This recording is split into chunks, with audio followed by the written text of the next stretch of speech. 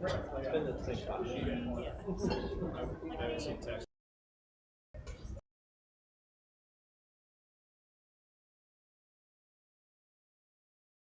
Welcome to the February 10th Board of Education meeting. If everyone could rise for the pledge. To the flag of the United States of America and to the republic for which it stands, one nation, under God, indivisible, with liberty and justice for all. Thank you. James, would you mind taking attendance? Yes, President McDonough, Here. Vice President Whitney. Here. Secretary Summers here, Trustee Gibson, Treasurer, excuse me, is absent, and then Trustee Aldred. Here. Trustee Atchison, Here. Trustee Capigiorni, absent. All right. Any changes to the board agenda? If I could draw everyone's attention to the flowers on the table. On behalf of the Board of Education, I'd like to take a moment to recognize our superintendent. While National Superintendent Appreciation Week passed in December, during a very full season for the district, it feels important to pause and acknowledge the leadership, steadiness, and care that this role requires every day. We are grateful for the continued focus on students, staff, and the future of this district. Thank you, Tanya, for the work you do on behalf of this entire community.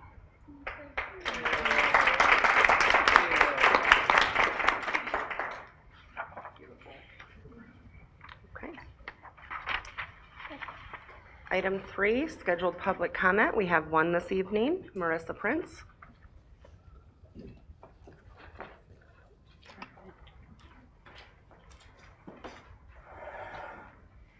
Good evening. In tonight's posted safety presentation materials, threat assessment and suicide prevention trainings are described as no longer being provided every year to all staff. Instead, they appear to be rotated every other year with some refresher opportunities that must be requested individually. Targeted group trainings are mentioned, but no percentage of staff trained or schedule is provided. There's no data. This reduction in training is surprising to me, given the commitments this community was promised after the shooting. In a real emergency, the first adult to notice a warning sign is usually not a member of a specialized threat assessment team. It is a classroom teacher, a bus driver, a secretary, a coach, someone in the hallway on the playground. These adults are the true front line of safety in our buildings.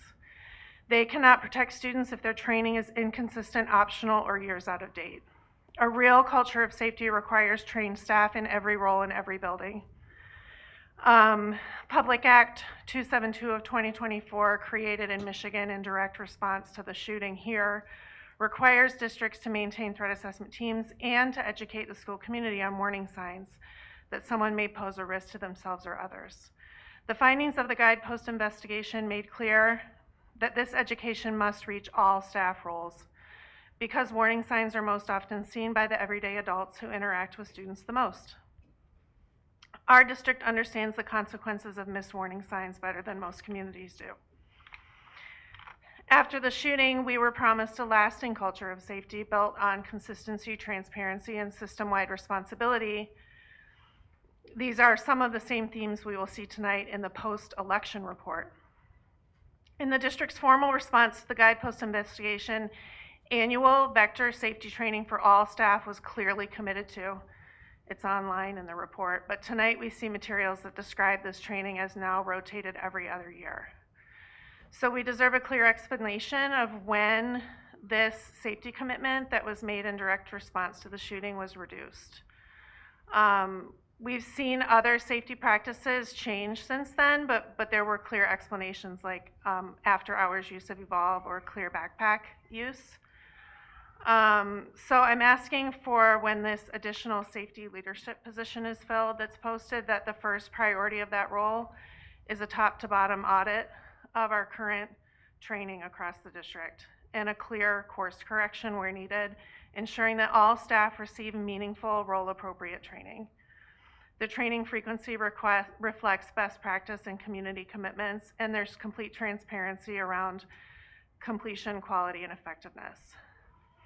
I asked the MDE how much Oxford will be getting in 31AA funding, and I heard back today that we're receiving $2.8 million in 31AA funding, and I'd like to see some of that money allocated just to make sure that our staff have what they need. Our teachers and staff try and work hard every day to keep our students safe amongst their many other important tasks, and our staff carries an enormous responsibility. It's the district's responsibility to support them with clear, consistent training that reflects both best practices and the promises that were made after the tragedy. I'm asking the district to restore consistent annual prevention and threat assessment training for all staff to ensure that our safety systems truly match the commitments that were made to this community, because student safety depends on every adult being ready. Thank you. Thank you, Marissa. Item 4, we have our consent agenda with our minutes and HR updates. If anyone would like to make that motion. I will move to approve the consent agenda as presented. Can I have support? James, thank you. Any discussion? All those in favor? Aye. Any opposed? Motion carries. Okay, item 5, our superintendent report. Dr. Milligan.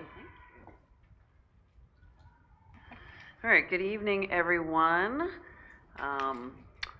For my report this evening, the first things first. What happened was, okay, there we go. There we go. As always, I want to ground us in our strategic plan, including our vision, empowering learners, building community, and inspiring futures. Our mission, providing a supportive, safe, and opportunity-rich educational experience that fosters belonging, builds self-empowerment, and prepares learners to contribute to a connected community. And our core values, empowerment, belonging, innovation, and integrity. Tonight, I have highlights from our schools and departments, as well as our listening tour feedback presentation. Christy and Gary will be presenting that, and then our safety update with Dr. Allison Williman. I do want to share, the listening tour was very educational for me as a superintendent. And it was very clear that many deeply continue to feel the impact of the tragedy. I want to acknowledge that truth before I share our highlights tonight. When I share the highlights, it is not meant to disregard the pain or suggest that our healing work is done. Rather, it reflects the both and reality some have described. We continue to recognize the grief and the trauma, while also recognizing the care, resilience, and hope that students and staff are showing for one another every day. And with that, let me share some of our highlights. So at Clear Lake, we had our second graders go to Sloan Museum Learning Lab. Here they extended their science learning through a field experience at the lab and the planetarium.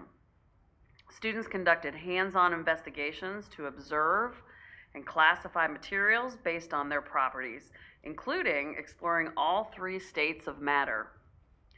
A favorite investigation involved applying that learning to make ice cream, yum, combining curiosity, science, and joy of eating ice cream in a meaningful way. So that sounds fun.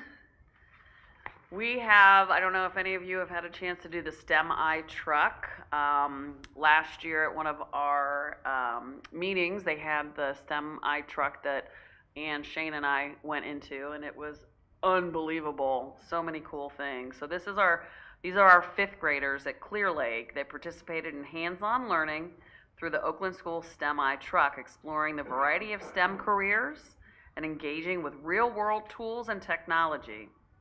The experience sparked curiosity and helped students make meaningful connections between their learning and possible futures.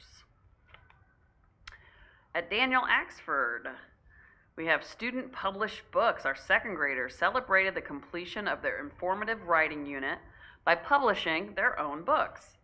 Families were invited to join the celebration and hear students share their work, honoring the growth, confidence, and joy of our young authors. And of course, I had to go for their Super Bowl Friday. They had soup celebration, and they invited me. The soup was amazing, and I was their super special guest for the Super Bowl lunch.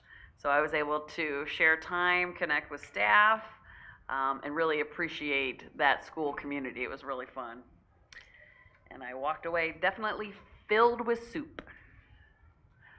I was also invited to go to Leonard, so thank you to Mr. K for inviting me to the Leonard Super Bowl celebration. So clearly this is a thing. We enjoyed visiting classrooms and seeing students and teachers engaged in lessons from reading and math to singing, and celebrating positive behavior at the PBIS store, which is what you see there. At OES, excellence is about character as much as achievement. This January, they celebrated students recognized by their peers for humility and kindness. The students of the month there on the left-hand side remind us that leading with care and staying grounded is an example for us all. In the middle, OES had their PBIS assembly. Students celebrated meeting school expectations with a lively staff versus student competition. From grade level challenges to friendly showdowns with teachers, the event highlighted teamwork, school spirit, and the joy of learning together at OES. And finally, on the right there, OES held their first 42-strong junior mentor-mentee meetup, where students created kindness jars. Beyond guidance, mentorship is about connection, helping students feel seen, heard, and supported while sharing wisdom and building confidence. At Lakeville, they were exploring stories and snap words. Lakeville celebrated Black History Month by highlighting individuals whose achievements have made a lasting impact on African American culture and history. Each classroom was created hallway displays, and students and staff participated in gallery walks to explore these inspiring stories.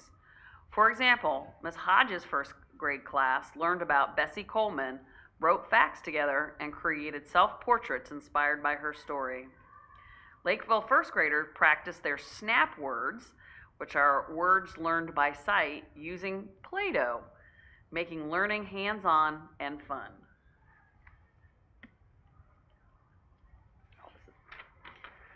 I don't know how many of you have been watching the Winter Olympics. I am addicted. Curling has been very eye-opening for me. That's my jam. So here at Lakeville, Lakeville students are experiencing their own Winter Olympics. They've learned about Olympic flame, opening ceremonies, and Italy as the host country, and have kicked off the games with torch relays and elementary versions of Olympic events. Last week, students in Ms. Abad's class visited Urban Air for sensory-friendly experience where lights were lowered and noise was limited to support all learners. We are grateful to our community partners who help create welcoming and inclusive opportunities for every student. At OMS, they're celebrating teachers and kindness. They are proud to announce Ms. Laura Wilson as Oxford Middle School's 2026 Teacher of the Year. Ms. Wilson inspires students through creative, hands-on learning in the classroom and art club, ensuring every learner is engaged, supported, and challenged. Her dedication to differentiated instruction, student growth, and community connection makes her a respected leader who helps every student feel seen, heard, and empowered. Please join us in celebrating her outstanding contributions to our school community.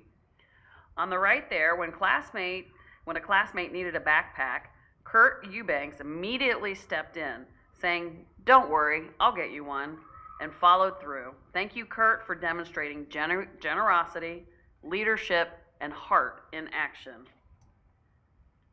Also at OMS, you had basketball and Shark Tank. Staff and students brought energy, sportsmanship, and Wildcat pride to a friendly basketball showdown, celebrating teamwork and school spirit.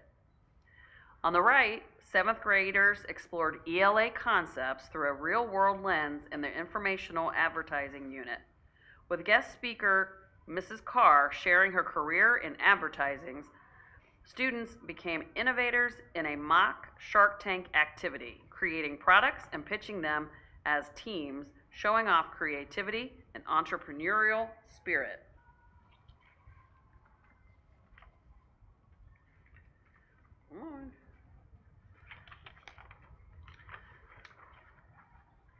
On February 5th, Dr. Russell, SRO Rafalski, and Dr. Williman visited Dragon Hybrid to provide students with lessons on safety and bullying prevention. They discussed ways students can support one another and use positive communication to address peer conflict and prevent bullying. On the right-hand side there, Friends of the Woods is a nature elective through Oxford Virtual Academy that blends online coursework with hands-on experiences. Students develop outdoor skills like firekeeping, foraging, and orienteering while learning about the Earth's natural cycles. A recent Bald Mountain session focused on winter survival, where students built fires to explore seasonal adaptation. By combining virtual learning with in-person experiences, the program fosters student growth and meaningful connection to the natural world. At OHS, they had Winterfest and Charity Week last week. Oxford High School celebrated Winterfest and Charity Week. They do it each year, building community, school spirit, and student leadership. Winterfest features themed activities and events that bring students together for fun and connection, while Charity Week focuses on giving back with student-led fundraisers and service projects supporting local causes. Both traditions highlight student engagement, teamwork, and Wildcat pride.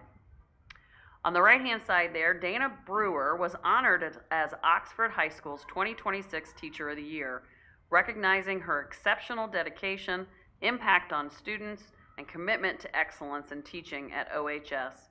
Her leadership and contributions in the classroom reflect the values of our school community, and we congratulate her on this well-deserved recognition.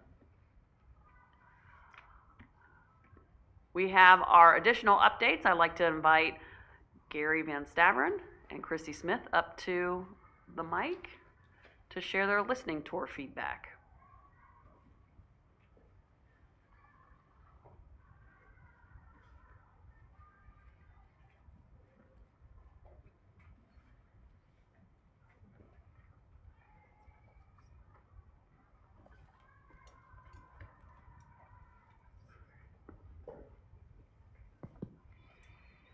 All right. Good evening. Thank you for having us. I'm Christy Smith, and I will be presenting with Dr. Gary Van Staveren.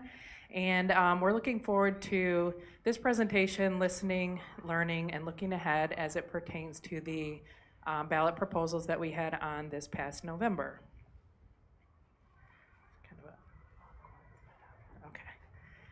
All right, so there's three main purposes of this presentation. The first is to demonstrate how community input is collected and reviewed. We're going to share what we learned from feedback following the November 4th vote and explain how the feedback is informing our next steps.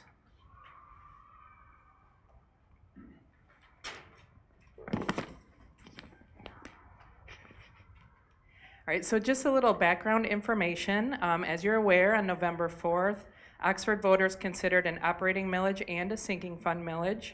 Both proposals were not approved. So following the vote, the district committed to gathering feedback from the community, and we did a few things here to get some feedback. We scheduled two listening sessions. So one of those was in person, and one was virtual through Zoom. We sent out a digital community feedback survey. We provided an email address where people could send kind of open-ended comments.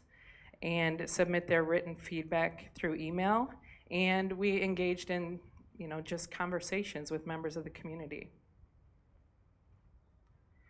So through these engagement activities, we were seeking to understand three main things.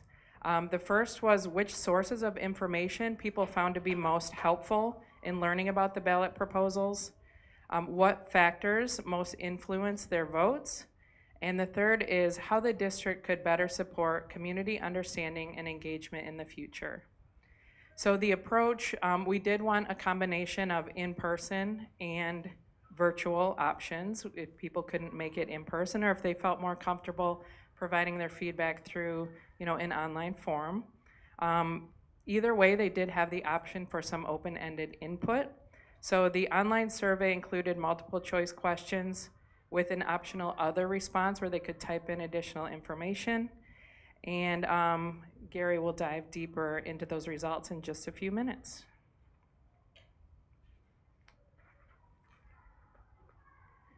So in terms of the listening session formats, the first one that we held was in person, and it was facilitated by Dr. Milligan.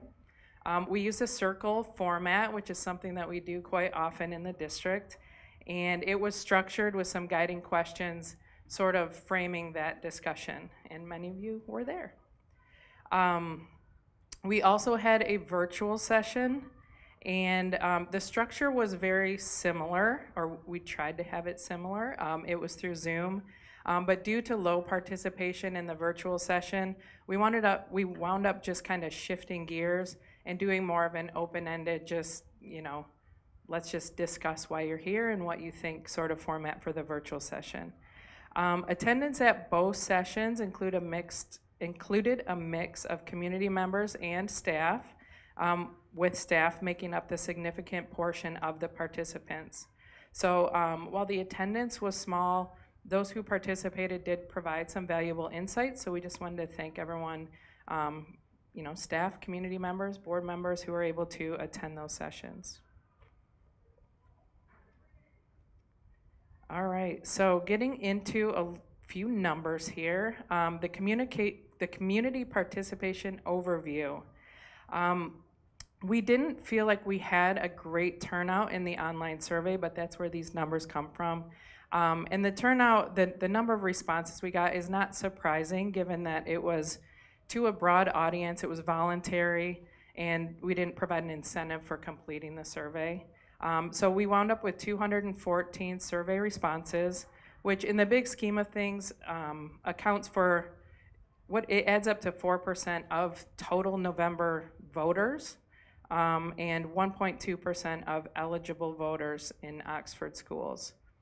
So around half of our responses came from an email that we sent to district families. So just something to keep in mind as you're looking at these results. About half came from our families in the district. Just a note on that, during some of the listening sessions, we did get feedback that, we're using the leader in some cases, the Oxford Leader, to get word out about these opportunities for community participation. And someone had mentioned that there's, a good number of people who don't receive the leader and they receive the Citizen, which is the Ortonville paper. And so when we were sending out mostly the survey link for them to participate, we included that in the Citizen in Ortonville as well, and we were able to get some feedback from that area. Just another side note on that, in case you're social media fans, there was something circulate talking about how we spent money paying for those stickers to run in Clarkston, which is not true. We talked to the Oxford Leader. Some did run on the cover of the Clarkston News. They didn't have a great explanation why. It was just sort of an error in stickering paper. So rest assured, we didn't spend our district funds sending stickers to Clarkston. Okay, so carrying on, the respondents to this survey, the breakdown is there up on the screen, but 36% said they voted yes on both proposals, 43% said no on both proposals, and then 8% were split. They said they voted yes on one, no on one, and 13% preferred not to answer. So I'm going to turn it over to Gary to get into some of the key themes that emerged. Okay, thank you. And again, it's good to see you, Gary Van Staveren. The key themes. When we look at the key themes, this is encompassing the listening sessions, it's encompassing the qualitative and quantitative survey results, so the bar graphs, but also the open-ended responses. So it's really encompassing all of that. And so when you look, there's really 4 key themes that came out. So fiscal responsibility and transparency, communication and information gaps, trust and accountability, and tax burden concerns. And so something to keep in mind also, Christy mentioned some things to keep in mind, but also this is the first time that we've had a vote since 2017. It's also the first time we've surveyed our community after a vote. So it's just also something to think about. That was pre-COVID, that was pre-tragedy, and so now we really have a good scope of our community and how everybody's feeling. So what you can see up here, when we focus on fiscal responsibility, we're going to talk a little bit later about how we're going to move forward with that.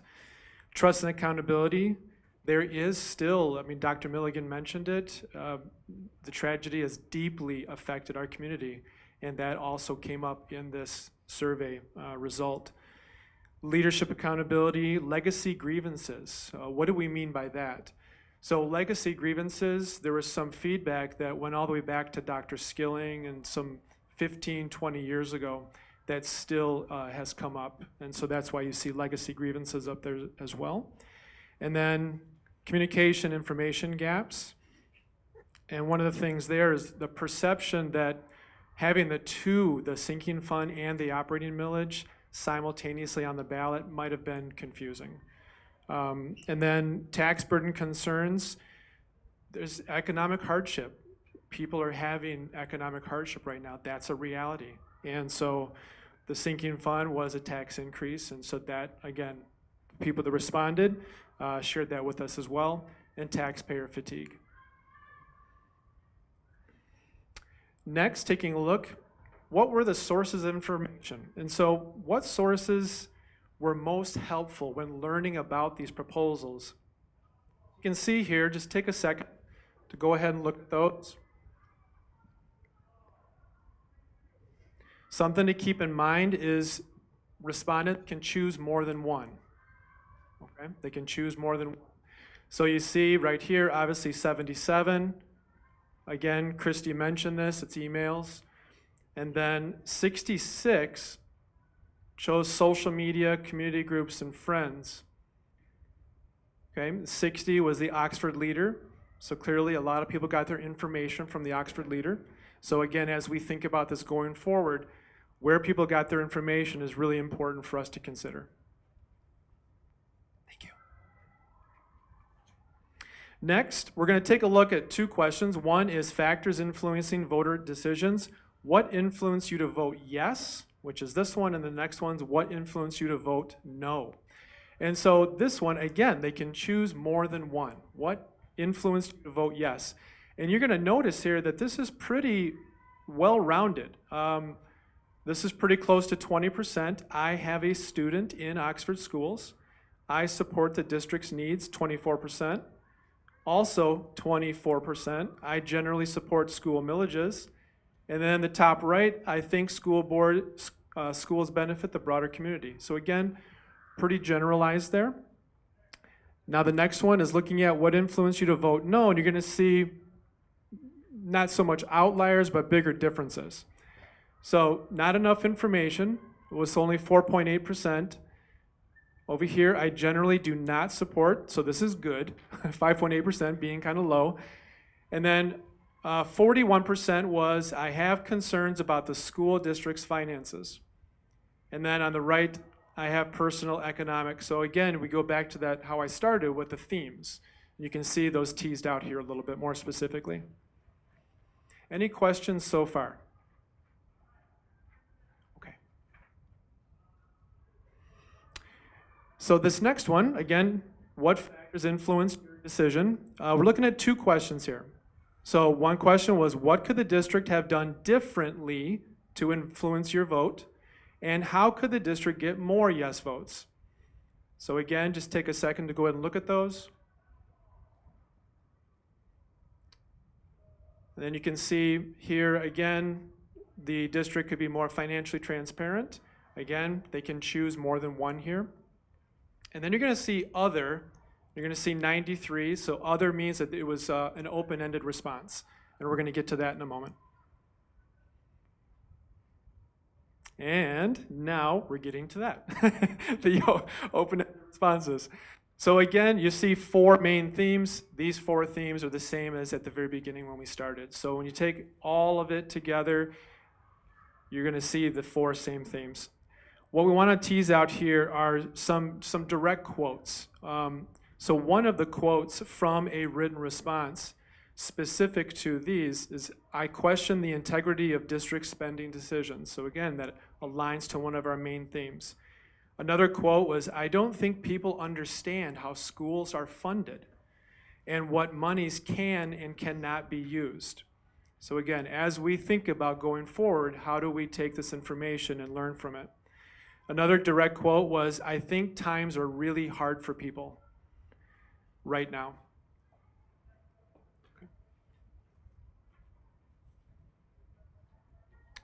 And so looking ahead, I'm going to turn it back over to, no. Nope, this is still me. No? I think I'm on the wrong page.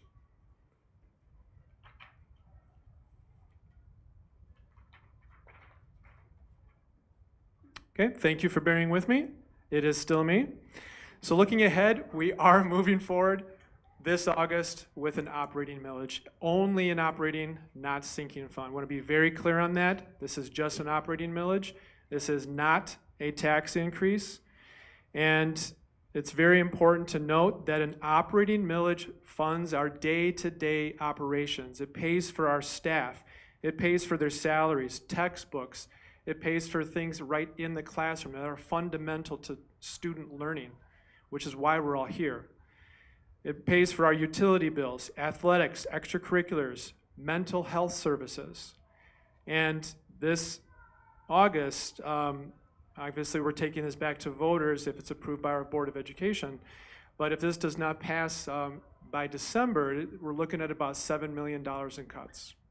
So it's very urgent.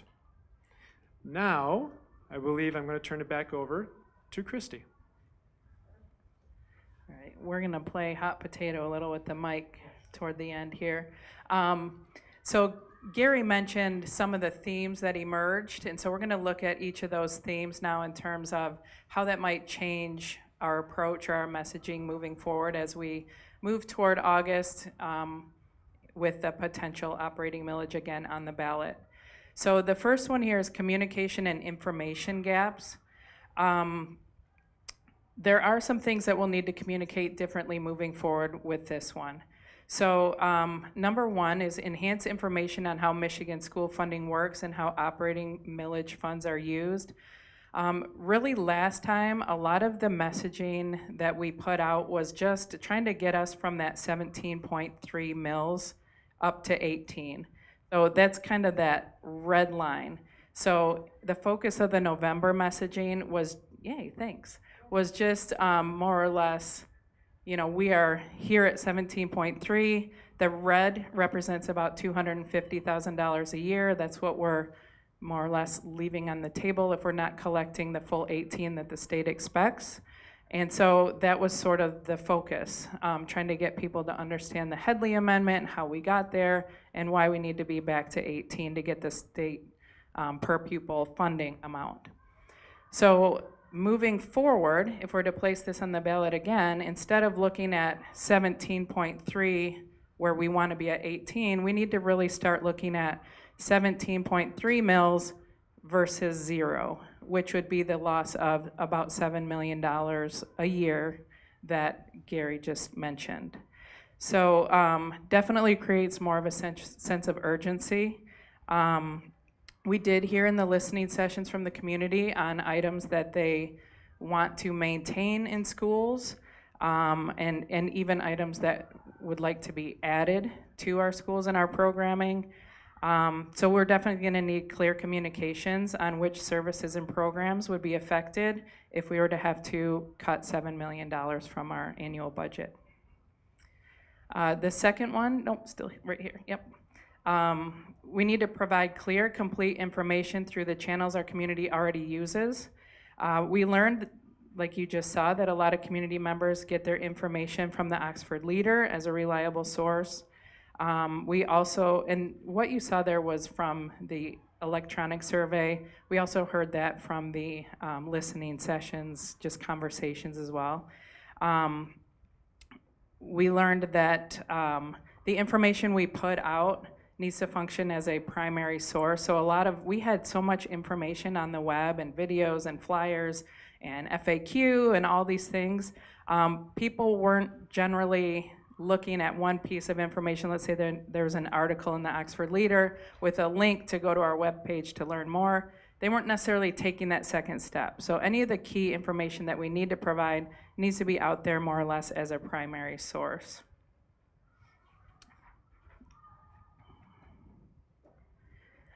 The third bullet point is providing clarity around the operating millage not being Oxford specific, and also not a new tax burden for our local businesses. So I think that it's something that we need to make more clear, that the operating millage, if it passes this time around, is not new. It would not be a new tax. The businesses in town are already paying this tax, 17.3 mils. So the amount to take it back to 18 is a very small amount for them.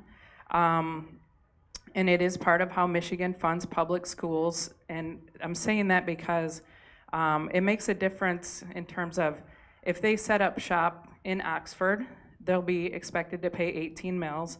If they open their business in Lake Orion or Lapeer or Brandon or wherever, they'll be expected to pay 18 mils toward the local school district. That's just how schools are funded. So it's not something that we'd be putting on the ballot and it would be potentially out there to hurt our businesses here. It's just the way schools are funded.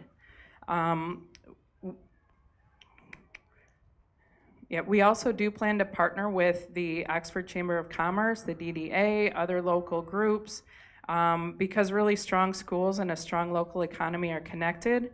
So these partnerships will help ensure the conversation includes the full community. The fourth thing here is providing information earlier. So our absentee and early voting numbers in Oxford were very high, even compared to other areas in the state. It was about 63% of the votes came in early. So while we had a lot of information out there, we don't feel like it was out there early enough. So we're going to work to be more proactive with releasing information as we move toward August if this happens to be on the ballot again. The second theme that Gary mentioned was tax burden concerns. And so we'll need to make sure that it's clear that it's an operating millage only. This is a millage that would not be a tax increase to a homeowner on their primary residence. So there would not be the plan to ask the board to approve a sinking fund again for the August vote. The second thing is the thing I just said, does not increase taxes. And then the third thing has to do with fund balance. So while the district would have preferred to pass a sinking fund in November, which would have provided ongoing funding for supporting our buildings and infrastructure, that didn't happen. So Courtney's gonna actually go into a lot more deep tonight than I will right now. So I'll just kind of save that for her. But the district is examining ways to use some of our district's fund balance to meet the most critical projects or needs for our buildings.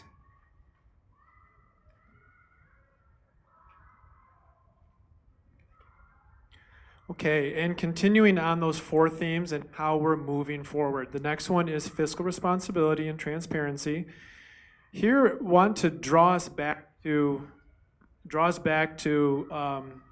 are we doing this going forward? The strategic plan goal number 4, and very specifically 4.4, the aligned action, which is to enhance operational systems by streamlining resource management and implementing fiscally responsible strategies that promote efficiency, sustainability, and long-term infrastructure support. So we are already focusing on that, and it's already embedded in our strategic plan. Something else is that we are developing a citizens school finance group, and if you would like to express interest, you can email info@oxfordschools.org. Again, info@oxfordschools.org if you'd like to be part of a citizens school finance group. We're also putting out an annual report that will be coming out soon. I don't know exactly when, but it'll be coming out soon, an annual report, which is really like a state of the district overview from a fiscal stewardship standpoint. And also, our superintendent, Dr. Milligan, has already, I think this already happened, monthly in the Oxford Leader, she's also putting a column there to, again, provide more financial information, looking at cost-saving measures, facilities in the state of our district. So again, trying to be really transparent and fiscally responsible. One thing I do want to draw our attention to is that on our website, if I just get out, escape. It's funny, I'm a tech guy. And right here. Okay, on our district website, if you go just right on our homepage, in the top right corner, you're going to see transparency reporting. And so one of the things that came up again in our survey and listening tour was about that. And so want to draw your attention there because all of our approved budgets, you can see here going all the way back to 2017. Also over here, you can see our audited financial statements. So every year we're audited by, I believe, Yo and Yo, and that has to be approved by the state. That is there. You can also see our accounts payable check register. And so you can go through month by month and see our accounts payable. You can see what we're spending on electricity if you want to. You can also go down here and you can look at our credit card statements, and you can take a look at that monthly, what we're spending on our credit cards. So I know Christy has mentioned it, that source of information, not a lot of people were going to the website, but this is there if you want to go in and look at our financials. Did I do that right?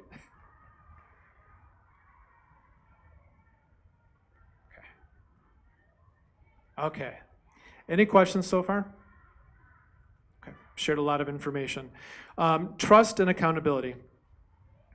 So we've heard, as you've heard tonight, and we've heard very clearly that trust and accountability remain very important to our community. And we know that trust isn't built through statements or presentations. This is going to take time. And consistent actions, transparency, and again, time. So we just want to make that very clear. This feedback tonight, this reinforces how important it is for us all to be thoughtful and consistent in our work moving forward. So tonight, also want to let you know that these results, the qualitative and quantitative survey results, are posted to our website.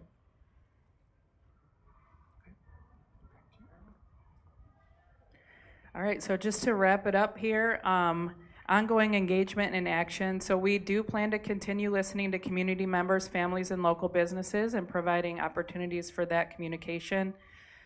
We're going to provide factual, timely, and clear information to voters, maintain transparency and consistent communication across channels. We'll make decisions guided by sound fiscal responsibility and district priorities, and foster trust through ongoing engagement and accountable practices. So this ongoing engagement action is going to require collaboration and alignment among the board. district leadership, staff members, and the entire community as we move forward. So I think we can open it to questions if there are any. Any questions, comments? Mike? Not really a question, but just, I mean, thank you for presenting this and breaking it all down. I appreciate that. I know there was a lot of information in that feedback, and I appreciate it because this is really what we've been talking about, right? This is, I've been bringing up the concern that people weren't looking at the website. Now we see from a data standpoint that really it's a low percentage compared to our top 6 probably. It's below that. And so I just appreciate it. So thank you for that. And You're welcome. we'll see where we go from there. Thank you. I agree. There were a lot of lessons learned there, and I thank you for aggregating the data to give us a really sound picture of what we're looking at ahead. So appreciate it.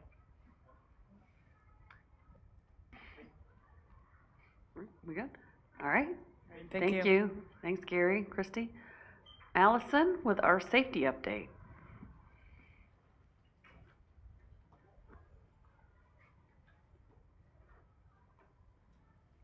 All right, good evening. Here's our February safety update. And I'm here tonight to talk about upcoming opportunity that we have for some community training, well as to update some of our trainings and trainer of trainer things that trainers who are trained to train across the district. So first, just want to remind everyone about our safety anchor chart so that if you have any questions for things that may not be addressed tonight, but you come across something that you're thinking about, this is on the school safety and security part of our website. So it's there for you to reference. And then starting with our annual exterior door audit, this is something that we've done yearly since the 2023-2024 school year. This is to make sure that our exterior doors are closed and locked as appropriate, that they do latch. So we do have an independent, unarmed person come and assess that for each of our buildings.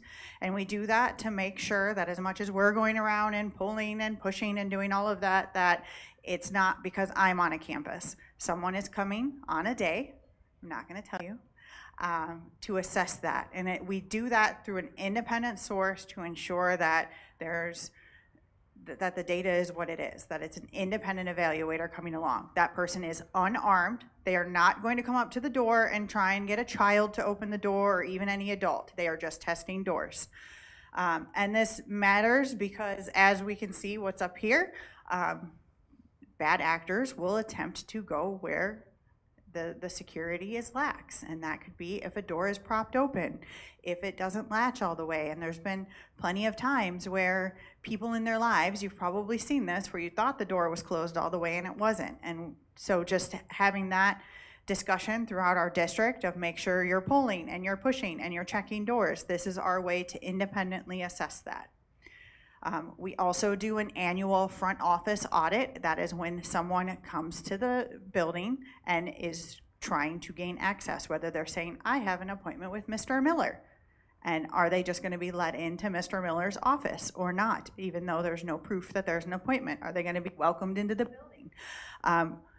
We assess that to ensure that we're not just letting everybody into our buildings. Just because you say you have a reason to be here doesn't mean that you do. And so that also is something that we do every year, that is an independent, unarmed auditor that comes and does that.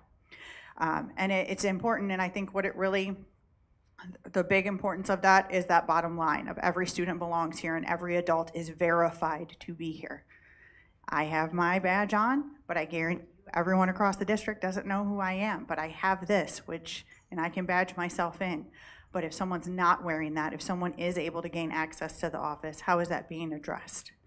And so through the previous years that we've done this, in each of the years in the 2023 and the 2024 school year, as well as 2024-2025 school year, no one was able to breach an exterior door. They were all closed and locked.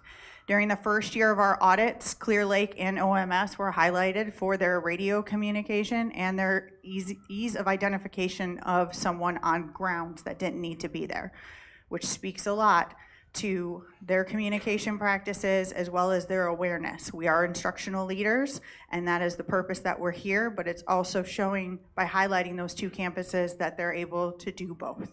They're able to maintain that secure environment as well as ensure that learning is still occurring. And then last year, it was noted that there was clear radio communication going on as someone entered the property, and the visitor, as he was able to go on there, he was immediately asked to show identification, asked for purpose, and was denied entry into the building since there was no appointment and no purpose to be there. So we are hoping for the same results this year as well, but it is something we continue to audit. We have seen in the news in the Metro Detroit area of an instance this year where an administrative assistant prevented something terrible from happening because of that vigilance. And that is the perfect example of why we've been doing this for the past couple of years.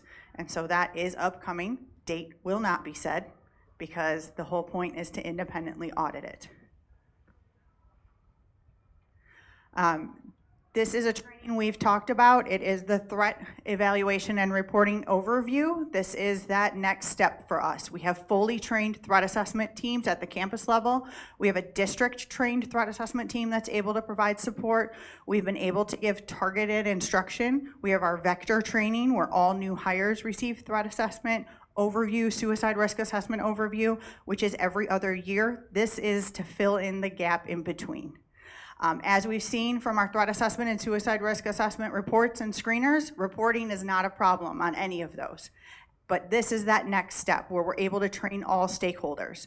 So as we've shared in previous presentations, myself and Melissa Cree, one of our school psychologists, we are master trainers through the Department of Homeland Security.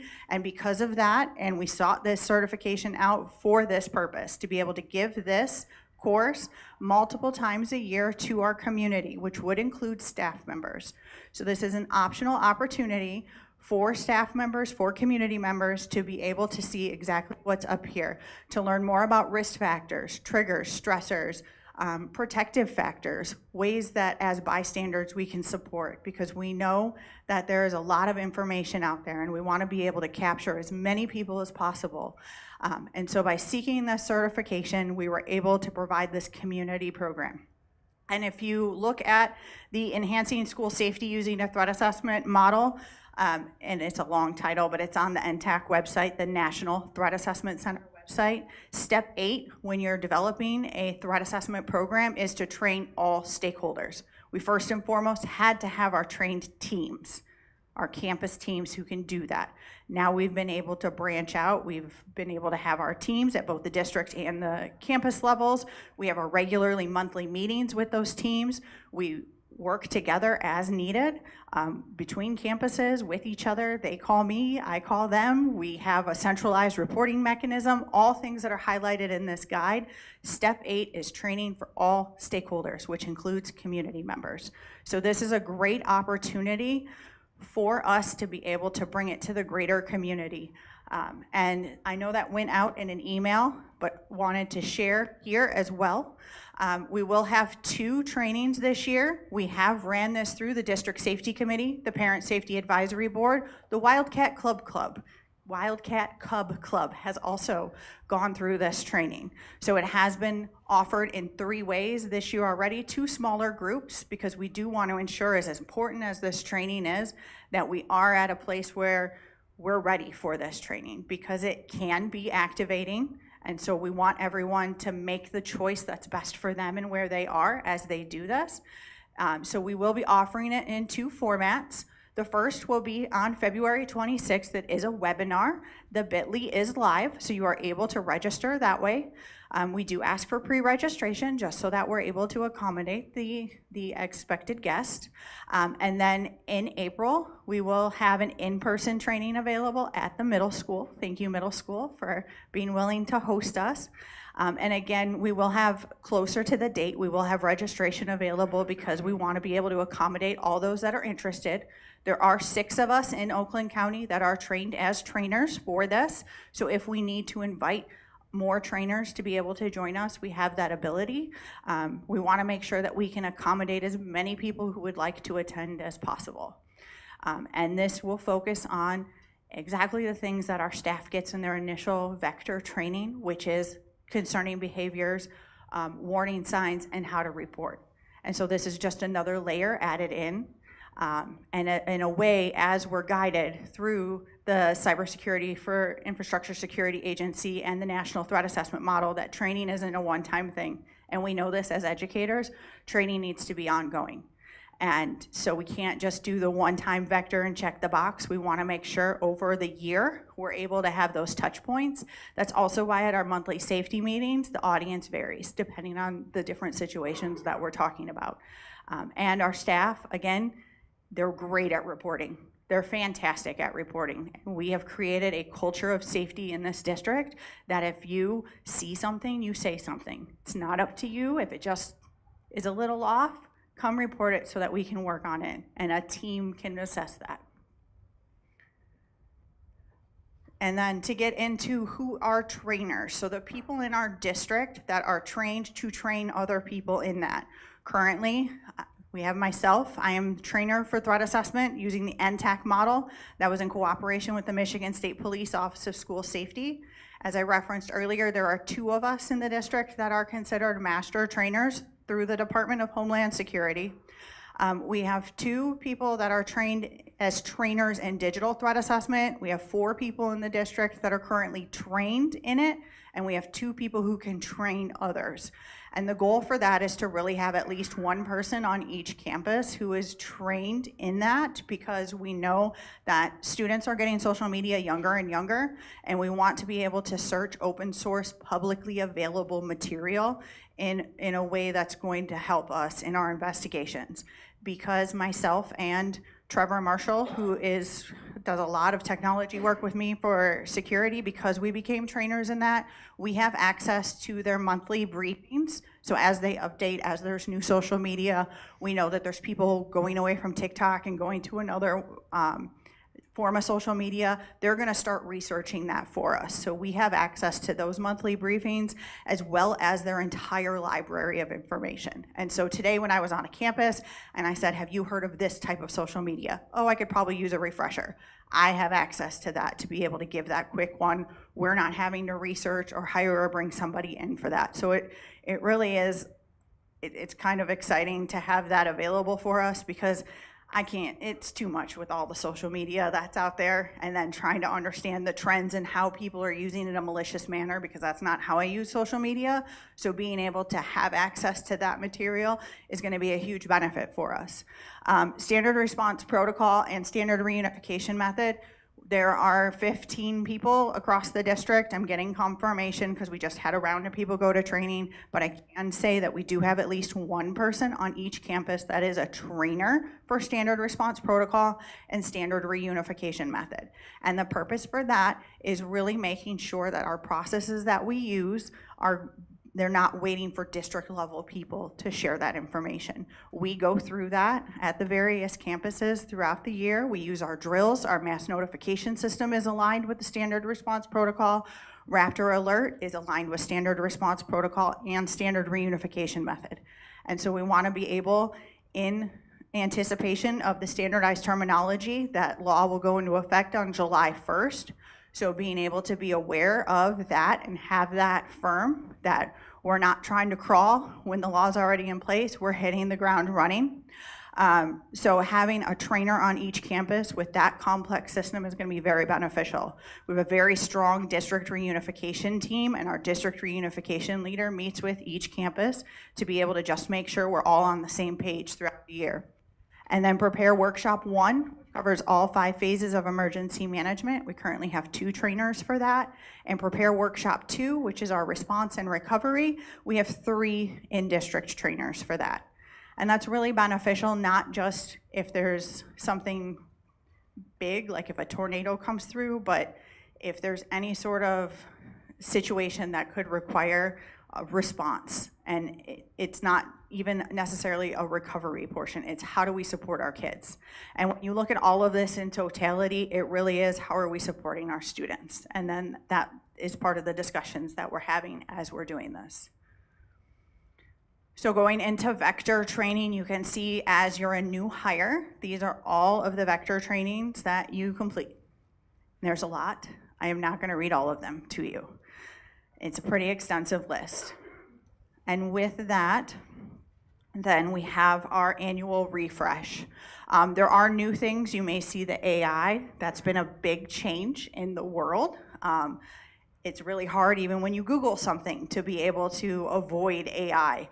And so making sure that all staff members are aware of that is really important. But then we go back to when we look at the bottom, the alternate refresh, and choosing to do the threat assessment and suicide risk assessment as part of the refresh connects right back to the threat evaluation and reporting overview course that we will offer multiple times a year. And so it's not that we're putting any of that on the back burner. It really is emphasizing it in a different way and being able to have in-house trainers who can really then speak to the specific needs of each group. And I know there's times where we've gone to transportation and been able to provide that training, which is a different audience to be able to ask different questions, and had a great response after. And it wasn't necessarily threat assessment related. A lot of it was they were concerned for their kids that are on their bus every day. And so again, that layer, that ongoing learning opportunities that we have to be able to help our staff feel like they can report. And we've seen from the data that we are comfortable reporting. We are comfortable with see something, say something. And so that's really a big push for why that is, because there's so much available for our teams. And so that is it. I would like to clarify something that was said during the public scheduled comment regarding the threat assessment law that will go into place this year. It requires that threat assessment teams are trained, which we are already in compliance with. It does require that the Michigan State Police Office of School Safety provides materials for training. But if we go back to the NTACT guide that I referenced, the Enhancing School Threat Assessment using a school safety model, that's where it says in step 8 that there needs to be training for all stakeholders, which is why we are offering the TARO training. Questions? Questions, comments? First, I would like to say I appreciate lifting up the exterior door audit. As you mentioned, there have been multiple issues locally and statewide recently of that being concerning. So I am very hopeful that we'll pass once again this year, and appreciate the work being done and the staff dedication to keeping those doors locked and secured. That's excellent. As far as the new vector model, I just have to be honest, it was a little jarring to hear that this year we have eliminated that from all staff training. Now with the TERO training being offered, that's not mandatory though, correct, for staff? Correct, and we haven't eliminated the threat assessment and suicide risk assessment. We've put it on a refresher cycle. Every other year. All right? new hires are automatically assigned that, and then every other year they'll take that course. And the TARO training is not mandatory, but I can tell you when I went onto a campus today, I had about 4 or 5 people ask me about it and if they could take it because they were a staff member. And then when I talked to them about it, they're like, I'm absolutely signing up for it. So the interest is there. To that point, is there going to be additional communication going out directly to staff regarding this training? That is something that we can work with the communication department on. Yeah, I can actually answer that. Yes, we are sending out to staff, we're sending out to families, we're sending out in the annual report. There's going to be information in that report going to every household in Oxford. We're also putting information in the leader for people to attend, so we're trying to get it out in as many ways as possible. Excellent to hear. Thank you. Thank you for that. And so the plan after this, the TERO training, that will be conducted yearly Yes. moving forward from Yes. here? Multiple times a year. Approximately 2? At least 3. At least 3. Okay. Okay. Thank you. Any other additional questions, comments? All right. Appreciate it. All right, thanks, Allison, and that concludes the superintendent update.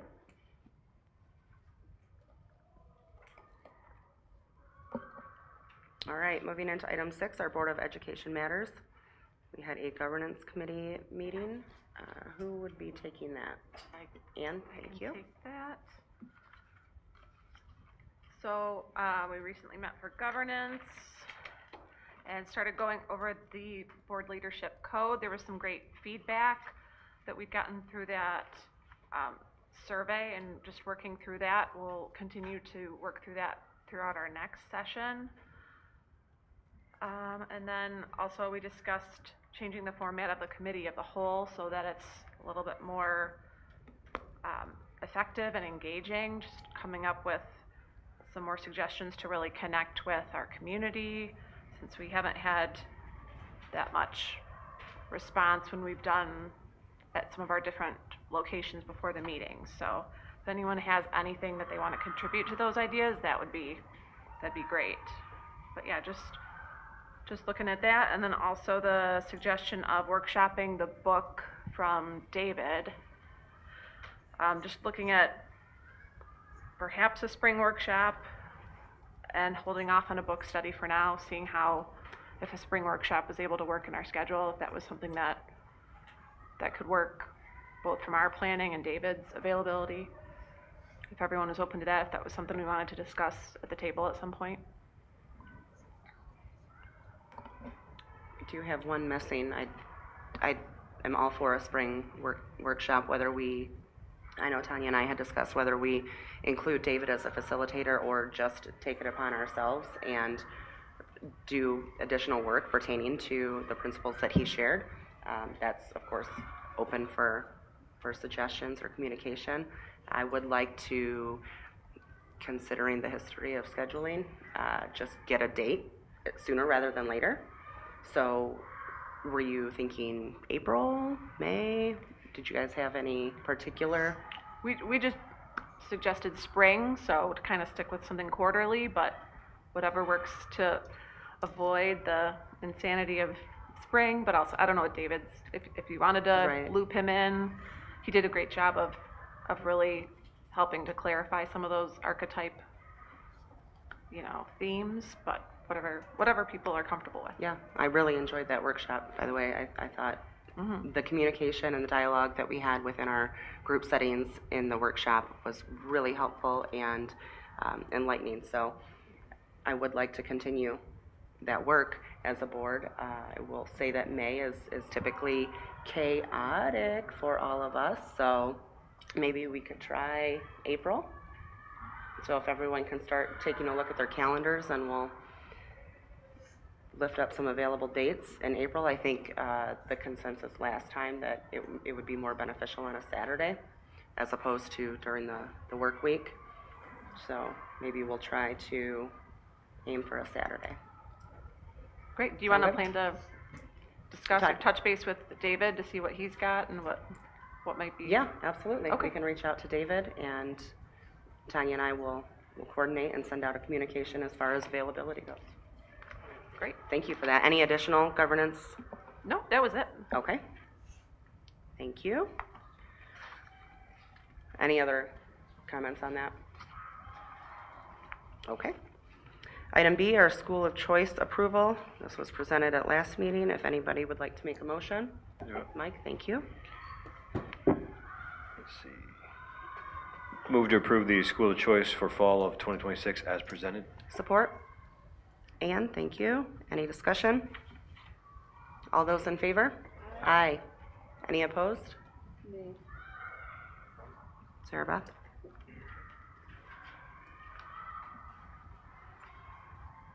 Item C are field trip approvals. Can I get a motion for that? Mike, thank you. Move to approve the OHS Leadership, OHS DECA States, and OHS DECA Nationals field trips as presented. Support. James, thank you. Discussion? All those in favor? Aye. Any opposed? Motion carries. Item D, we have the Oakland Schools Enhancement Millage. This is just first reading. We've all heard about this, read about it, been informed through various channels on what this is. If there's any particular discussion points that would like to be lifted up? I think this is probably best that we do not vote to move this forward, but if there are any differing opinions out there to discuss. Just to clarify, this is being proposed to be on the August ballot.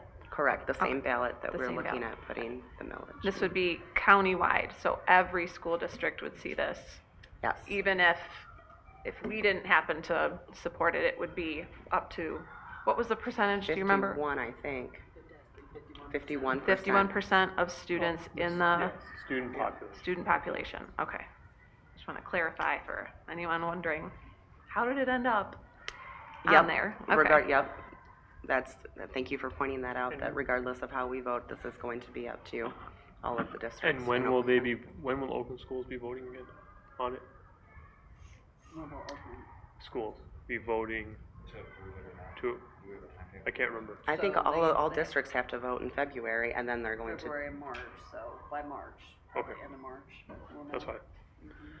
and I think a few have already voted from what I've heard through the grapevine, so it seems to be a mixed bag out there. Additional points or clarification on that? We'll vote at the next meeting. All right. Moving into item 7, we have Anita presenting our course catalog.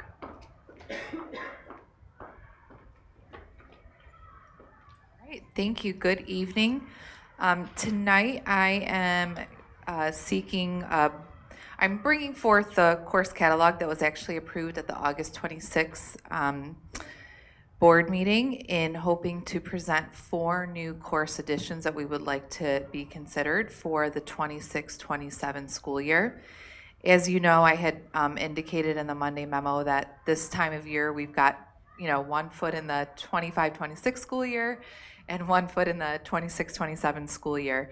And so our students will be coming up here in the next month and a half, time to start selecting their courses for next school year.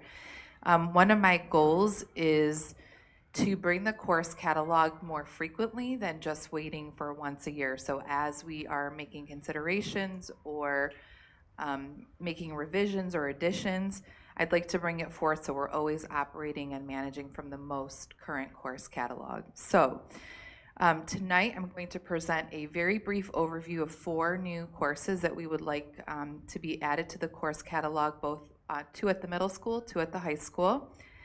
And just like last time, or always, today is just sharing what they are, and then the next time we come together, if you approve, we will go back to the course catalogs, add them to the course catalogs, and assign numbers to them so that they could be potentially chosen from our students. All right, so the 4 course additions include at the high school an International Baccalaureate IB Diploma Program dance course, an OMS dance course, a multimedia performance course at the middle school, and a Spanish heritage class at the high school. And so the slides that follow are a little bit more information about each course, so you can see what they are and why we hope to add them. So the first course that we are looking to add is the IBDP dance course. The course overview says that this course is more of a study on dance history, tradition, cultural expression, and dance as an art form. This is a little different from the current dance classes that we have that are way more performance-based. And so, for example, at the conservatory, you often have a pretty rich dance background. You've already been a dancer for many years, and you are dancing a lot.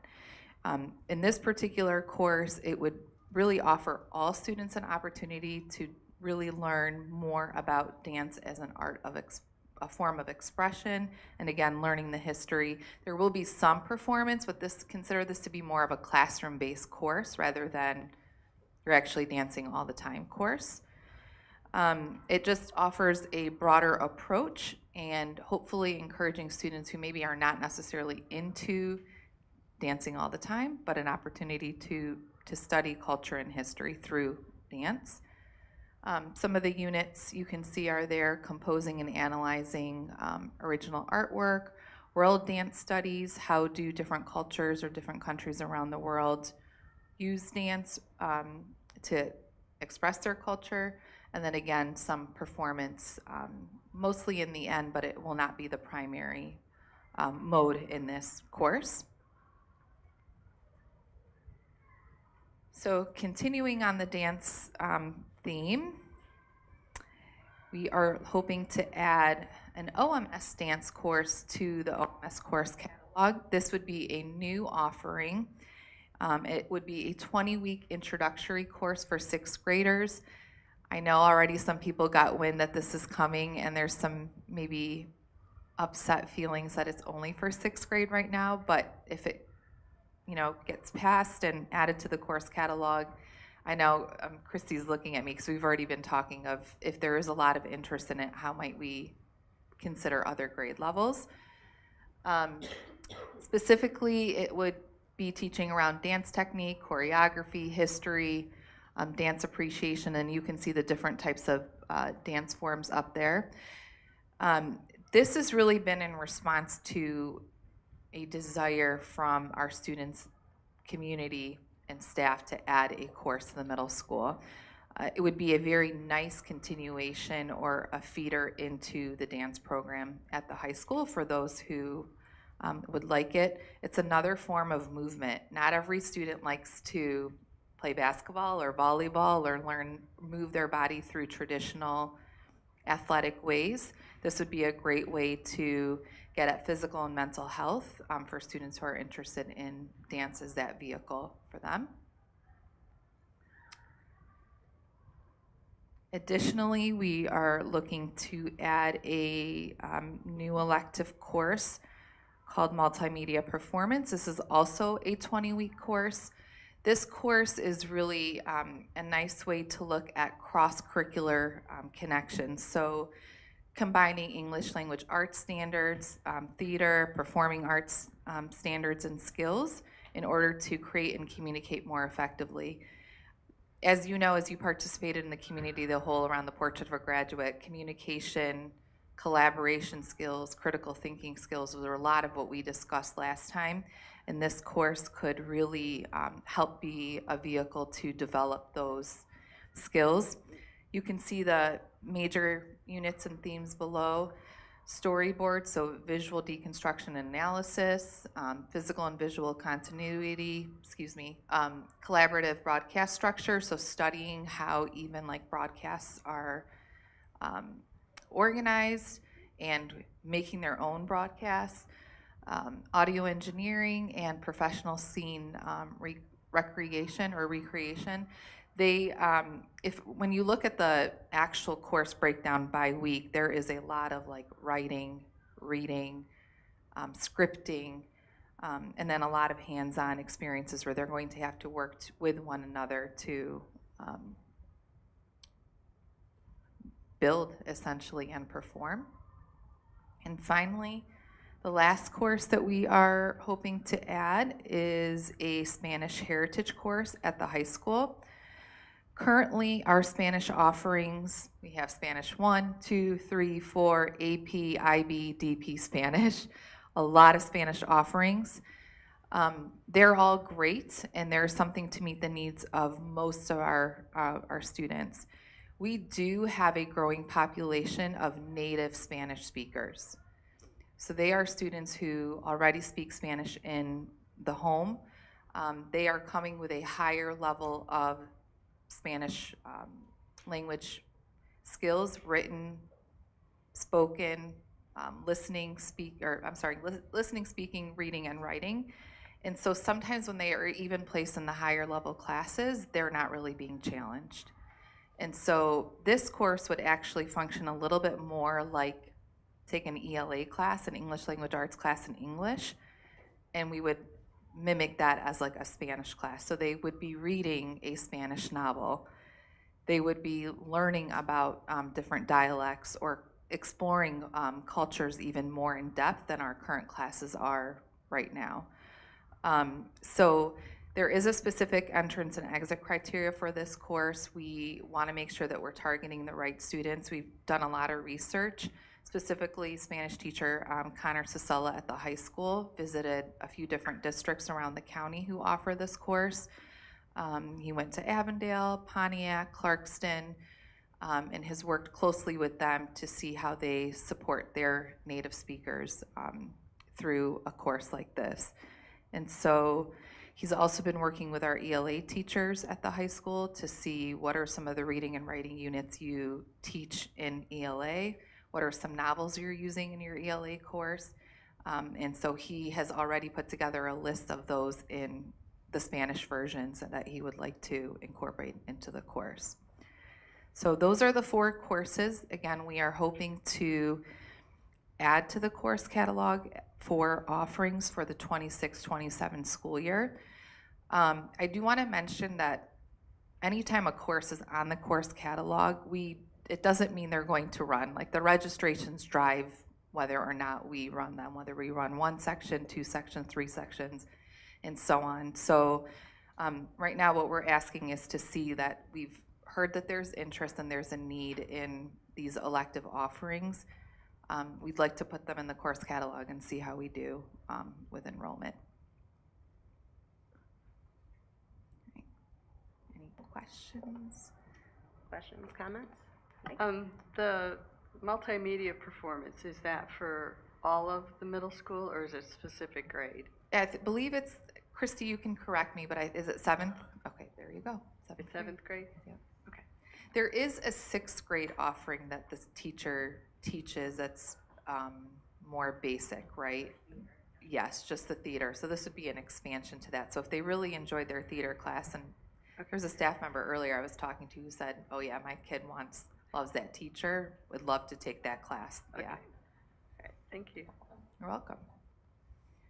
All right. For me, you mentioned, you mentioned for the Spanish one that like the teacher at the high school really championed that, kind of researched it. How are we gauging, understanding that putting it in the course catalog doesn't guarantee there's going to be, we're gauging interest in that way as well, but how do we gauge that interest beforehand?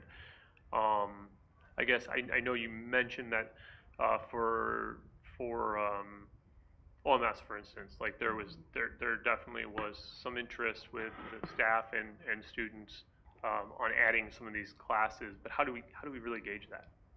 So I appreciate you saying that. It was one of my talking points, and I did say we did survey students. Okay. So sorry. So let me make sure I say the order correctly. So we've been gauging through just observational or like anecdotal. We're hearing that there's a need for this. We've been also paying attention to how the population is changing. So for example, over 20% of our current freshman class is an EL, an English learner student, and most of them, their primary language is Spanish. So their heritage language is Spanish. Actually, the high school we've been talking about this before this school year as a potential need because districts around us have had the class. When the teacher brought it forth and started doing the research, we felt it was important to survey the students. So we surveyed our current students. We also surveyed the kids who have really met the language credit requirement. If this class was offered, would you have taken it? And then also the survey it may have already, Christy, you can tell me if it already went to the middle school or is going to be at the middle school so we can gauge who of the 8th graders would be interested in taking the course. But I know Mr. Bigelow so not yet, but that's our plan too, to see. So depending on registration, we may run 1 section next year, but we can also be running a couple of sections. The other thing that's on our mind is if our heritage speaker population continues to grow, districts that have higher numbers will create a second course. So it might be Heritage 1, Heritage 2, or Heritage A and Heritage B. So we're going to kind of study and see how it goes. All right. Thank you. I always joke, I don't know if anybody knows this, but like I am a fluent Arabic speaker, but I would not qualify for a heritage Arabic class. We were joking about this when we were meeting at the high school because I don't write or read in Arabic. But yeah, I'm better for like if we offered Arabic 1, that would be me. Thank Thank you you. very much. Appreciate it. All right. Moving into item 8, we have Courtney presenting on our budget amendment. Hello, thank you for having me here tonight. One of these times I'll get up here and speak about really fun things like courses that we're offering, but today we're gonna talk about money. So in your board packet, there is 2 things. We've got the Q2 finance update as well as the amendment 1. So the Q2 finance update is something that we started new this year. I brought the first one to you, I think it was in October, November, doing Q1, and so Q2 is now time. We were closing out the second quarter, so that is in there for you to review. Just a few things I want to point out is that this update is going to capture all actual revenue and expenditures from July through December, so it's in capturing the whole 6 months and not just what happened in that specific quarter. The budget that's reflected in that update is going to be the current board adopted budget, which right now is the original budget that was adopted in June. So I just want to make sure that that's clear. It's not going to be reflective of the budget that I'm bringing you, the Amendment 1 tonight. In the packet, I just want to make sure that I know on what you're seeing on your screen as well in the board book, there was a typo. So it was the 2016 bond refinancing. I had it as 2019, so I just wanted to point that out that we did refinance the 2016 series bond. We did close on that in December. So over the course of that bond, that will be saving the district about $300,000. So that's exciting that we were able to get that taken care of. We also are proceeding with our pay down plan for the school bond loan fund. During this quarter, we made a principal payment of about $500,000, and we expect to make additional payments before the year end. So those are the main things that I wanted to point out in there. In your board packet, you also have the Amendment 1 summary. The summary document highlights the adjustments that were made from the original budget. The schedules shown here are added to the packet so that you can see the changes line item by line item. If you look in the column, the explanation columns, there's going to be letters. Those are the main things that we want to highlight. So you'll see like on local revenue, there's A. On the following page, there's the description to show what the change is and what the main driver of that change is.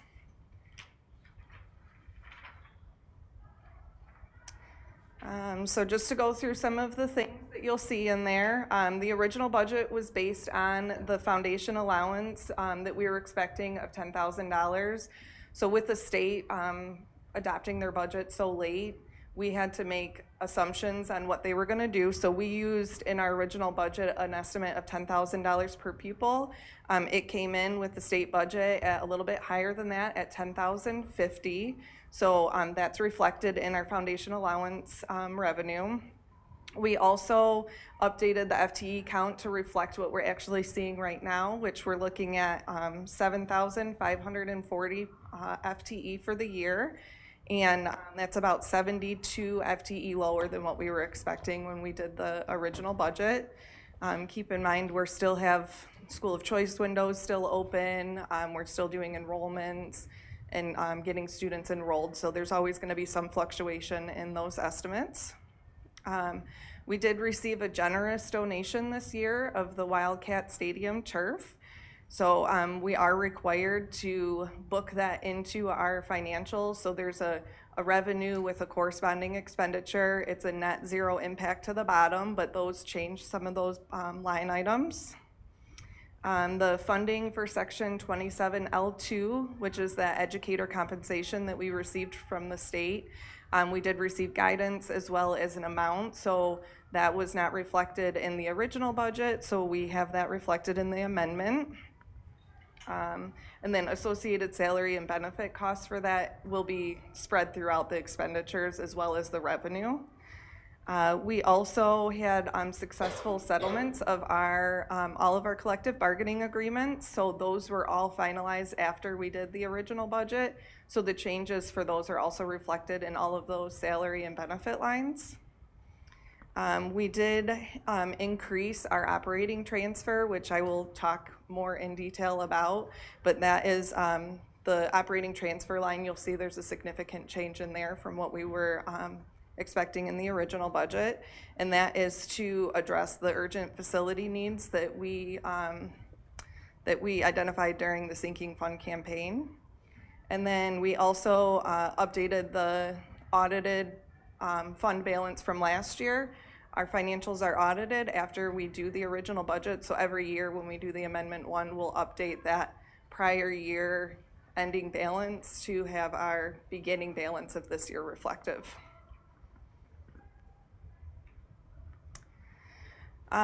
So as Christy mentioned in her presentation, one of the biggest changes in the Amendment 1 from the original budget is we are asking the board to authorize the use of fund balance. Since the sinking fund did not pass, the district has been reflecting on some potential solutions. The amendment that I'm presenting tonight would allow us to do a one-time transfer from the general fund into the capital projects fund to address those immediate needs for our repairs and equipment that were identified during the sinking fund campaign. I want to make it clear that this is a one-time solution and it is not an ongoing resolution. It does provide an avenue for us to be able to address those health and safety concerns across the district, such as the door locks, the boilers, the roof repairs, and some of the other major needs that we're seeing. So when we were trying to determine, this was something that we talked quite in depth with the finance committee, the board finance committee, trying to determine where we would feel comfortable with that fund balance ending at. So the purpose of a fund balance is to make sure that you have enough working capital to cover your expenses. The fund balance is not intended to be a savings account that you can use for a rainy day. So although it seems like we have a large fund balance, it is substantiated by the amount of disbursements that we have each month. The bulk of our revenue comes from state aid, and that's paid one time each month on the 20th. So throughout the year, we have to ensure that until we get that state aid payment each month, we need to make sure that we have enough working capital to cover those expenses, such as accounts payable, our credit cards, our payroll, and anything that comes up through the month. So this schedule is actually in your Q2 finance update, as well as it was in the Q1. It shows what we pay out each month to kind of give you an idea of when we say how much we need of working capital, it is a substantial amount. When you look at October, between the disbursements, which would be payment to our vendors, the cost of our benefits each month for our employees, our utility bills, like all of those things that we need for operating the district, and then our payrolls, we're right about $14 million. So our fund balance of $17 million really does not give a huge amount of wiggle room. Another thing to consider is that we do pay our staff on a bi-weekly schedule. So 2 months out of the year, we actually have 3 payrolls. So if it worked out in the calendar that the third payroll fell in October, we would breach that $15 million mark. So that's how we substantiated the fund balance that we're looking at. Steve Tadazak, our Oakland Schools resident that has been here in the district, he did this analysis for the Oakland County fund balances. So this chart shows the fund balances across the county, showing that we're really middle of the road. So we're not at the top, we're not at the bottom, we're kind of like right there in the middle with the rest of the county. Something that I really want to make sure to point out is that the fund balance is a percentage of our operating expenditures. So when you look at our 17% fund balance and Troy's 17% fund balance, which is just right above us, they have double in their fund balance when you look at it as a dollar amount. So looking at the percentage is, you have to really factor in all of the different things that go into effect of what you need that working capital for. And then also on a flip side, the majority of these districts have a sinking fund in place, meaning they have a steady flow of income coming in to be able to address those emergency needs that we currently do not have. So if you look at Lake Orion, where they're pretty similar in FTE as us, they're sitting at an 11% fund balance with just under $12 million, and they're able to comfortably do that because they know that each year they're going to be bringing in that sinking fund, that if they have a boiler go out or they have a roof leak, they can use those funds, where our operating budget is supporting that right now. And then also looking at what we are going to ask for, a fund balance amount right now is going to bring us right down to that, to 15 million or 13.7%. And that would still keep us kind of lower than we are now, but in that middle range. So that's why we landed on that number. We're comfortable with what our disbursements go out and where we're at with the fund balance. But again, one-time solution, not an ongoing strategy, because we will not be able to sustain that in the future.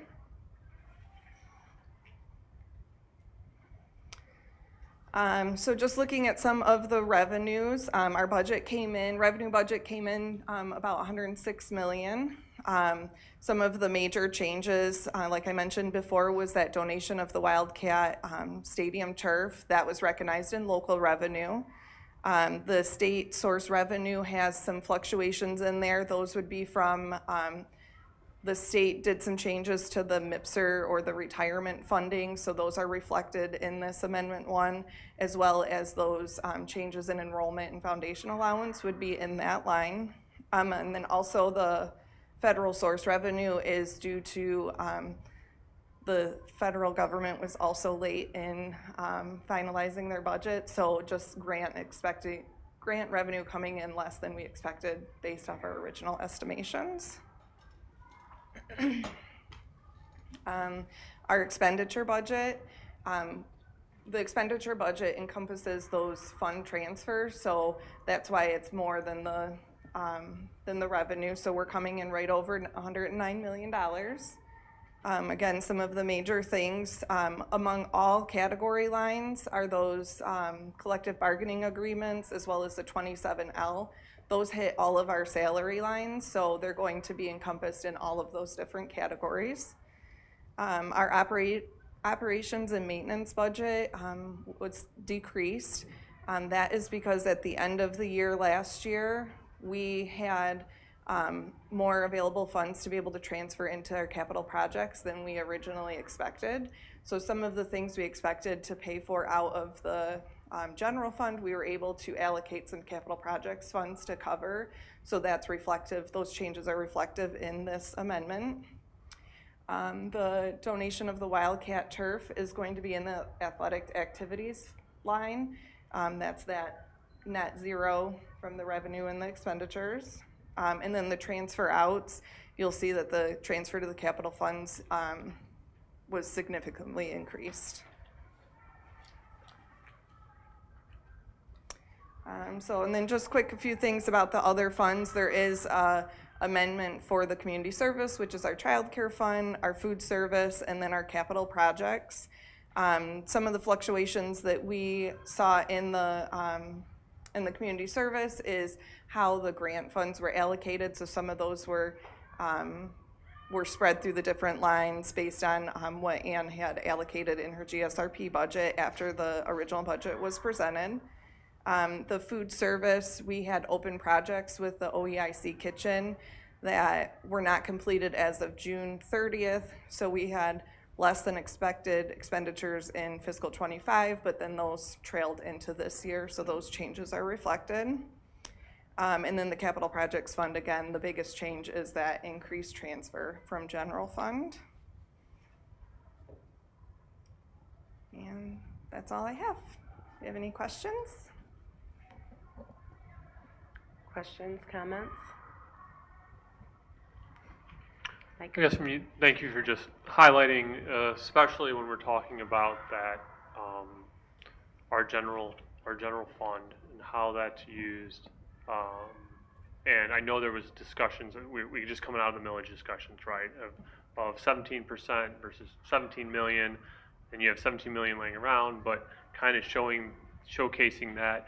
So the October, that was not a 3 payroll month this year though, right? No. That's what I thought. And so even without that, you're seeing 11 million just, and then plus the payroll being almost 2.6. Correct. And so, yeah, so that kind of shows where the 15 million, what we're talking about now, is really the floor of what we felt comfortable. Right, and also to keep in mind, our state aid comes in 11 months out of the year, so the month of September, we actually don't get a state aid payment. So we are fully carrying the month of September, and then October generally is our heaviest accounts payable month. That's when we're ramping up. We pay a lot of our vendors for the year. You know, we'll pay our yearly obligation to them at the beginning of the year to get the services going. So that is, you know, like I said, that's one of our heavier months. As you can see, October to November, there's a significant decrease from that disbursement. But even when you average those 3 months, it was still right around the 13.5 million, 14 million. So we did talk in Finance Committee that we wanted to have a little bit of buffer for if it did a 3-pay month, fell on a heavy AP, or hopefully it won't happen again, but this year we were looking at the state might not even getting that first state aid payment out in October. So, you know, we had loans lined up with the bank, and we don't want to get in that situation because that's just going to cost us even more money. Thank you. So assuming that would be the contingency plan, should something else happen crazy this year with the budget and our legislators dragging their feet, it would equate to loans this year? Correct. At Yes. the 15, yeah. So I think when we figured it out last year that we could have carried through the through November, and if we wouldn't have gotten November state aid, we would have triggered the loan with Oxford Bank. There also are options where you can do a state aid note, I think is what it's called, but that comes with a cost as well. So if we can stay out of loaning, that is obviously ideal. However, we do recognize that there are immediate needs right now that we need to address in the district, and without the sinking fund passing, we are, you know, just exploring all options. Thank you. I appreciate the work done on that and lifting up the contingency plans and being fully transparent as requested. So thank you very much. Are you talking about the 27L, or is that, do we just have that in the packet? I think it's just for approval. Ryan spoke on it last week, I think. Oh, and provided update, right, from the finance committee. Yeah, I just didn't know if you had anything that you were going to say about it. So I think it's just for you guys to approve the Right, motion. this is the additional payments for staff. Yeah. Yep, so, I can make a motion. thank you, Mike. Move to approve 27L spending as presented. Support, and thank you. Any discussion? All those in favor? Aye. Any opposed? Motion carries. Thank you. Item D, we had the asbestos abatement bid. John, thank you. Thank you. Good evening. In your packet for first reading is the asbestos abatement bid tied to the 4 structures over on OEIC property related to the center program. It is a first reading. It is Again, a part of the center program project, we went out and requested for proposals, had multiple vendors join us through a walkthrough before we released the actual documentation to respond. So that way we ensured that the people bidding knew exactly what they were dealing with, so there's no missing anything. We did receive bids on January 29th and opened them at 2 p.m. We are actually recommending the lowest bidder in that process, so it is recommended that the Board of Education authorize the administration to finalize and execute a contract with City Abatement Services in the amount of $87,766.75. And again, this is just first reading. In terms of the actual center program itself, in terms of the tight timeline, we will be bringing 2 bid packs in the near future, one in March and one in April, I believe, and that are tied to that project. So we are requesting to have them first one read and approval at those meetings. They're going to go through the full-scale construction-related RFP program review, put together, and then the package that the board will see will have all the data. So because of the tight timelines, we would like to condense those to one read and approval. But those won't be coming for, the first one isn't due, I believe, until March. The second meeting in March, I think we have it scheduled for. But as you see them, they're going to be pretty basic. The first one is tied to the center program. It's most of the exterior work in terms of ground preparation and some footings works and things like that. So they're not going to be a huge package, but they'll be from a timeline crunch in terms of getting the people working and authorized with contract in hand. We will be requesting a temporary waiver on that approach. Do you want me to do a review on the other 2 items, or that were first reads last meeting for the donations? And/or any questions on the asbestos? You have a question? Asbestos? Yeah. Not about that. I understand what that is. Okay. For these things, for the center-based program, help me understand, are we upfronting the cost first and then we get reimbursed from the county after the work's completed, or how does that money flow? No, it is a reimbursement basis. So as the board goes, we're going to fund and execute contracts. Most of the contracts associated with, particularly the second bid package, won't be even paid out for some time because that work won't occur until, say, June, or May, June. Will be ramping up and getting all that done. So under the process, we do a reimbursement process with the ISD. So as we're going, like everything that we've done to date, we already have access to some startup piece of the funding. So that's already going to be feeding soon here into the process of reimbursement. So there will be a time lag, but it shouldn't be anything greater than a 30-day cycle. Okay, thanks. Just want to make sure. Do you want me to do the review of the 2? Yeah, go ahead, please. So we do have two donations for second reading approval tonight. The first one's an anonymous donor who is supporting a weight room refresh project at the high school. That is a very generous donation. It is expected to have a completion timeline, and the agreement itself is following the same format in which we did the stadium turf. So the timeline in which that agreement would expire is written up to be April 24th. We expect the work to be done before then, but we still put some pad time for just in case. So once that agreement is executed, they'll do their refresh work. It'll be expiring, and then the leasehold improvements done in the facility will basically be taken over by and owned by the district. And then the second one, we actually received another generous donation from Mid-Michigan Materials and Koenig Materials, $10,000 donated to the district athletics to support the Wildcat screen, weather control screen that's on the stadium now. Any questions on those? Just a heads up to the board. I know we typically like to have second readings on everything, but understand that the timeline here. So when those do arise, please make sure to check your board packets early and get those questions in so that there are not delays in getting those approved for the center. So thank you for that. Yeah, please feel free in those cases, if it's a time, because of the timeline, if you want me to call you, or we'll set up a different communication piece. So if there's a clarifying question that isn't straightforward based on the write-up, please do. Thank you very much for that. Yeah. With those bid packages, not to delay the stuff, are you expecting those a little bit earlier than like a Wednesday before the board meeting, or I guess like timing wise from your perspective?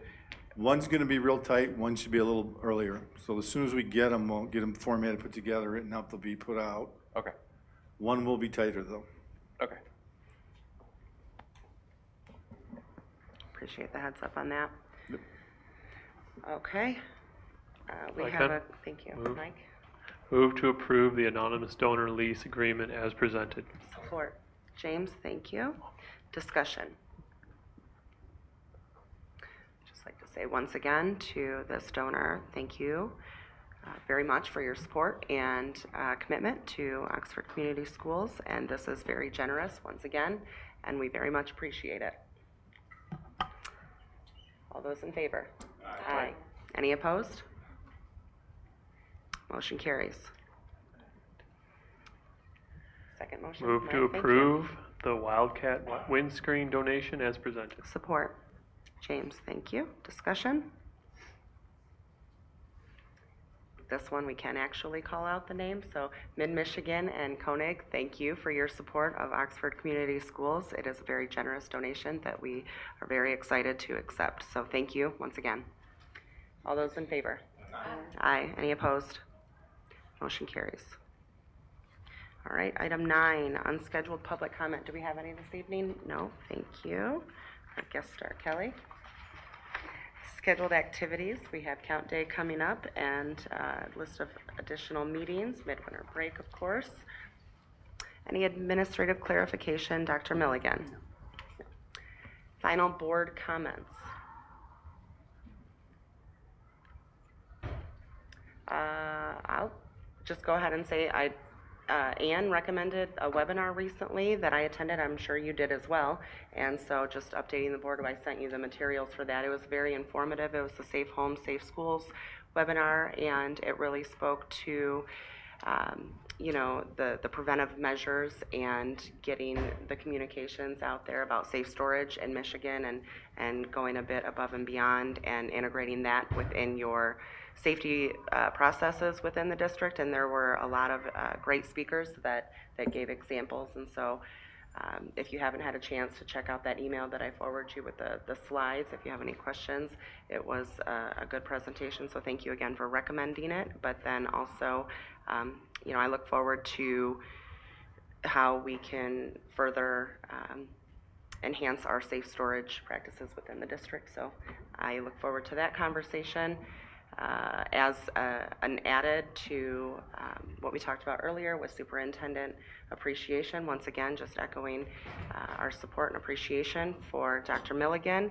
And while we're talking about that, I want to acknowledge that this past week was School Counselor Appreciation Week, and then this coming weekend is our Security Resource Officers Appreciation. And so for our SROs and our counseling staff, who both contribute greatly to the safety and mental health of our students and staff, from the board, we appreciate you all from the bottom of our hearts. So thank you. Any additional final comments? All right, would anybody like to tackle the language for closed session? Not all at once. Thanks, Mike. Move to meet in closed session pursuant to the Open Meetings Act, Section 8(1)A, to consider a periodic personnel evaluation of an employee, and Section 8(1)H, to consider material exempt from discussion or disclosure by the state or federal statute. Support. Ann, thank you. Any discussion? Roll call vote, James? I'm going to call your name. Need a yes or no, please. Ann Atchison? Yes. Mike Alderud? Yes. Sarah Beth Capigiorni? Yes. Mike Whitney? Yes. James Summers, yes. Amanda McDonough? Yes. It's 8:24. We are moving into closed session.